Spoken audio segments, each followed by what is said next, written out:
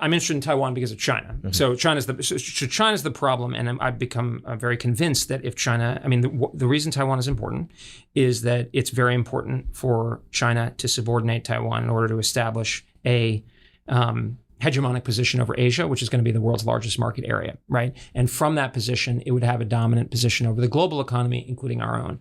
So this is like a big thing where I think on the right now, that I'm trying to argue is like, look, I'm sympathetic. Like, I don't want to get into additional wars either. Like, as we've talked, I've been against the wars, but like, there's an idea that we can kind of pull back onshore, build semiconductors, build pharmaceuticals, and we'll be fine in like Fortress America. And I'm not against that, like in principle. I just don't think it works, right? So what's going to happen is the Chinese are going to create a huge soft empire, basically, and then they're going to be the gatekeepers, and they're going to be like, don't trade with the Americans and don't buy their products unless you play ball. And the Europeans are weak and fractious, and they're going to play ball with the Chinese, ditto with Latin America and the Middle East, and that's the future.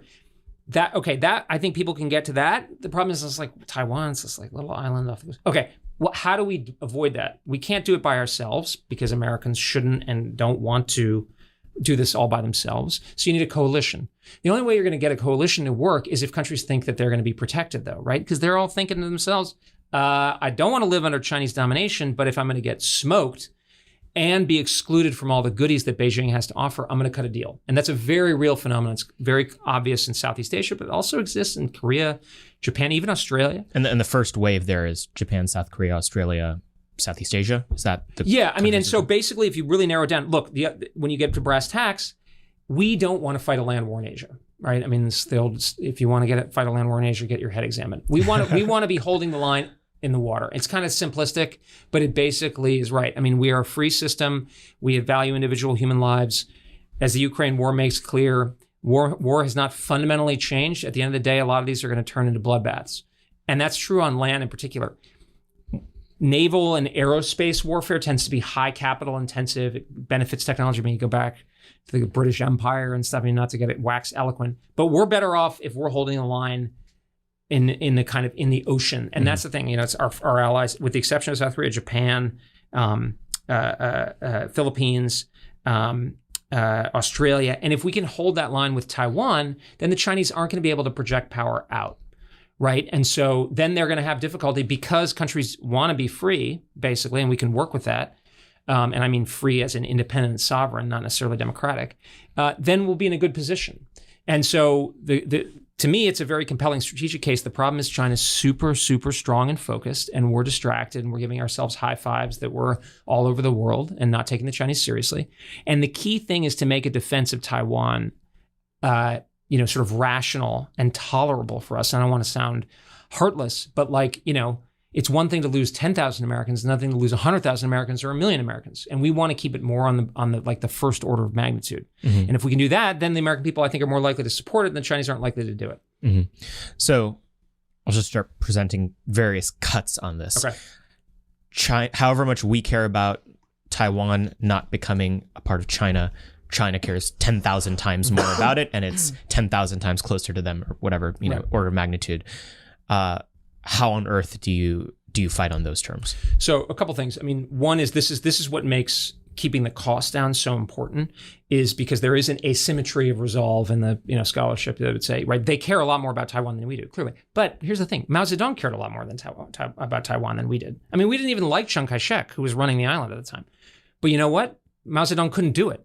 He would get humiliated and fail. And so he decided not to do it, and we could hurt him. Mm-hmm. So the closer that even somebody who cares a tremendous amount something, if they're going to fail in trying to get it, mm-hmm. and they're going to suffer a lot, mm-hmm. they're unlikely to try. Mm-hmm. At the same time, I'm not one of these people who says we should recognize Taiwanese independence or mm-hmm. something.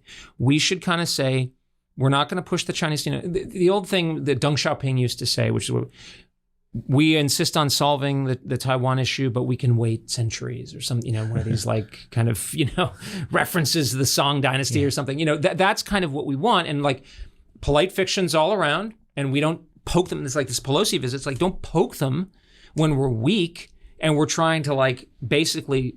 So this is the kind of weird thing.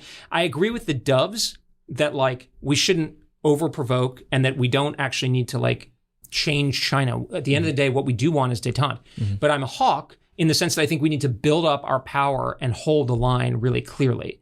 So that's like, because mostly people are just like one or the other, and that's not good for America. So specifically then, what is the posture of the Taiwanese themselves on this question? How much skin in the game have they been willing to put in order to defend themselves? And do you think it's enough? No, this is a huge problem. And every time I talk to them, and you can check me on this, I mean, I'm like, I've said this number of them. I'm like, have you figured out like an escape plan, because you're on your way to being taken over? I think what they're doing is totally unacceptable, and they should be like quintupling their defense budget. I like, if I were Taiwanese, I would want to spend 10% of my GDP on defense. I think they're spending something closer to 2%. And it's like the Chinese ambassador in Paris the other day was saying publicly that they're going to re-educate the people on Taiwan. I mean, like, they're not exactly hiding it. So I don't know what they're doing. On the other hand, here's the thing. I mean, if you follow what I'm saying, we're not doing this as a favor to the Taiwanese. This is not about the Taiwanese. This is about Americans. So frankly, like, even if the Taiwanese didn't really, or a lot of Taiwanese didn't want them to defend them, we might do it anyway. Like during the Cold War, we weren't going to let the Soviets take over West Germany, even if the West Germans wanted to, because it would make them too powerful, right? So like, now, it is relevant what they do, because it's critical that the Taiwanese make that cost as low as possible for us. So there's like this virtuous cycle that we need to get into, where the Taiwanese lower the cost for us, then we do more, it's lower cost, and then, so that's like what we want. The thing is, we're actually getting, I was actually talking to some people just before I came in here. We are getting in that direction. The question is how we're not doing it fast and with sufficient urgency. But like, I would say to the conservative movement on this point, I'm not psyched or like flacking for the Taiwans. To the contrary, but it's going to be really bad for us if Taiwan falls, and maybe we can go into that. And so we can't over focus on this issue. This is basically an instrumental. But to the Taiwans, I say, if you push us above the threshold where it's worthwhile, like I say, it's like a 70-30 issue. Like defending Taiwan's really important, but I'm not going to like blow everything up over it. If you push us over that line, you're asking for trouble. So there are some people in the movement, that say that the best case scenario from their perspective on this question is stasis, right? That trying to defend Taiwan or trying to, let them become part of China, or let China take them over, or whatever. Both of those are bad. So the best case is that we just try to stay in the status quo for as long as possible. What is your best case scenario, and why exactly do you think that that's wrong? Well, let me clarify a little bit. So my position would be to stay in the political status quo. But here's the thing: like, for things to stay the same, they're going to have to change, right? So bear this in mind. The People's Liberation Army did not have the capability to effectively attack Taiwan until basically this decade. We're not clear whether they can successfully do it yet. Taiwan Defense Ministry said last year that they thought they could do it, and they could do it at a much lower cost by 2025. So like, if you want the political status quo, you have to do what I'm talking about, because you have to present them with a military denial, right? In a way that was not the case 25 years ago, when the Clinton administration sailed those carrier battle groups through the Taiwan Strait. The Chinese were totally incapable. They weren't even capable of hitting the aircraft carriers as they sailed through the strait, like right next to their country. Could we do that today and get away with it? No. I mean, we could just gamble and that they're but they would. I mean, I don't know, but it'd be a test of their will, not a test of their capability. Like, my assumption is they could absolutely do it. I'm in favor of the political status quo. I think what you're referring to is this argument that we should kind of like hedge a little bit and support them, but not directly get involved ourselves. I'm referring to the Michael Anton argument that he made at NatCon. But I thought he was more in the like, just cut him off. I may be wrong. Well, so the cut it off thing I think is wrong because, look, just logically, I mean, we're conservatives. We're not naive, right? Like, I mean, the Chinese clearly have broader ambitions. Like, it's totally clear. And by the way, what's the best way of showing or knowing what they're going to... They are building a huge military, not for Taiwan, but to project power. They're building bases. They want to build a base in the Atlantic Ocean. They're building aircraft carriers. They're building a space architecture. They're building nuclear-powered submarines. It is crystal clear. That's a military like what we have. And I mean, I think I can say this on this. You didn't want to be ticking us off over the last couple of decades, because like we could really come down on you, and that's what they're building. Mm-hmm. So like this notion that we can just like satiate the Chinese with Taiwan, I think is delusional. It doesn't like reflect. I don't think it reflects a conservative. The one just on the The other argument my good friend Pat Porter puts out is let's help them as much as we can, kind of the Ukraine analogy. The problem is that's not going to work because bear in mind, Ukraine is 1/4 the size of Russia in population. Taiwan is 1/100th. Ukraine has huge land borders with NATO members. Taiwan has 100 miles from the Chinese coast. It's hundreds of miles from our nearest ally, which all of their targets are inside the range of Chinese missile attack. China's 10 times the size of the Russian GDP. So that's essentially a recipe for failure. And if we go down that path, then other countries in the region are going to say, well, if they're going to give me that treatment, then I better cut a deal. So is the goal of American foreign policy, if you were czar tomorrow and controlling this, to make it fundamentally untenable or undesirable for China to even try to invade? Exactly. Or is it to successfully repel them if they did? Well, the goal is the first. I hate war. Like that, war is horrible, right? Like, I mean, I view myself as anti-war, but like if you're anti-war, if the rational assessment is that avoiding war requires deterring it, which I think is true, and a conservative or realist view of human nature suggests that people will be aggressive if it's in their interest, well, then you have to prepare for war. I mean, it's one of these cliches, but it's a cliche for a reason. I mean, you go back to Washington or the Romans or whatever. If you want peace, prepare for war, right? So that's what, I mean, I just get really passionate about it because I'm like, man, we have a freight train coming in and we still have the time to avoid it. I think tens, maybe hundreds of thousands of Americans will be killed. And the thing is, if we back off, that's not the end of the problem.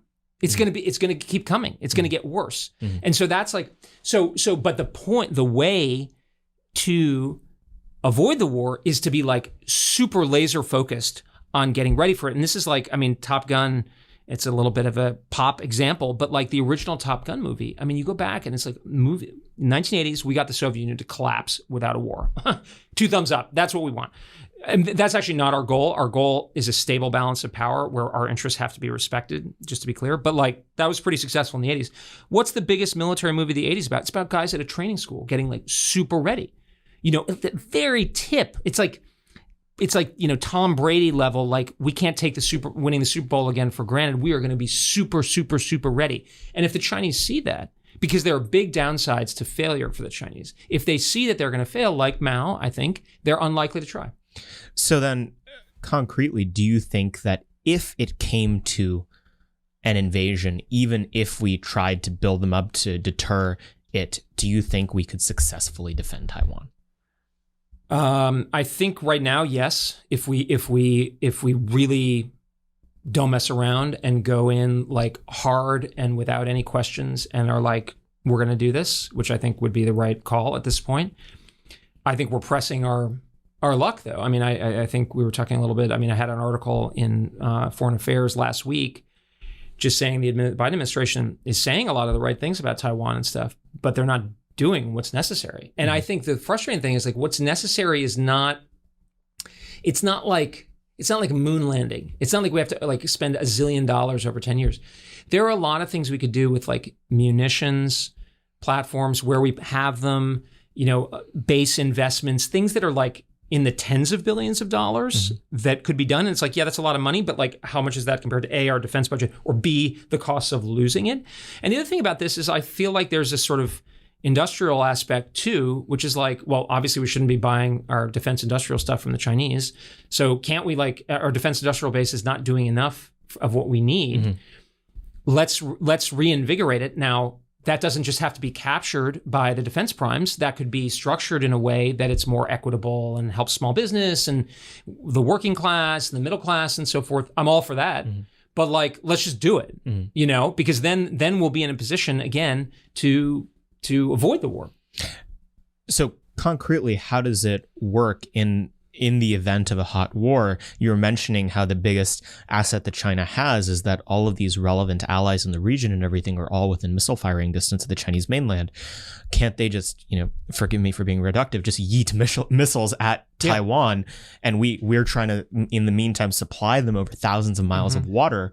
How on earth is that just not an attrition game for us, whereas they bear almost no cost to do it because it's so close to them? Right. That's their big advantage. Our big advantage is they have to cross 100 miles of water and sustain operations across that. And that's a big... But do they even have to cross the water? Can't they get away with just, long-range missiles plus aircraft? Well, I go into this in my book at some length. It's a very good question. I think no. I think our own experience of attempting to use bombing and sanctions against countries to kind of get them to come to their knees doesn't work. I mean, if you look historically, we bombed North Korea, we bombed North Vietnam, we bombed Iraq, we used heavy sanctions on Cuba, Iran, and basically and North Korea and North Vietnam, they basically haven't worked. They can buy you a little bit, but why did we invade Iraq in 2003? It was partially because of the failure, the perceived failure of our bombing and sanctions campaign. So now this depends on the level of willpower of particularly the people on Taiwan. So I think in that case, if they get bombarded Battle of Britain Blitz style and they give up, that there's only so much we can do. And that is kind of differentiable to people, say, in South Korea or Japan, that, if you're not willing to put up with bombardment, then there's only so much we can do because we can't give you perfect security. That's not the job of the American people. And if you look, historically, I mean, actually, again, historical examples, they're always imperfect. But if you look back at the famous surveys of our bombing campaigns against Japan and Germany, the conclusion was actually societies are actually quite resilient to even very heavy bombing. I mean, the Japanese didn't give up until the combination of course, the atomic bombs, but also the Soviet intervention and impending invasion. And the Germans didn't give up either. So I think we should certainly expect of the Taiwanese, and it would be very punishing. But if it turns into just throwing punches at them sort of indefinitely, then actually we kind of win. And by the way, that also shows the rest of Asia two things that are not good for China. One, that they're really mean and cruel and nasty. But B, that they're resistible, that they don't have the ability to come and put a gun in your face. And that's going to, I think, actually strategically lead countries to kind of want to work with us.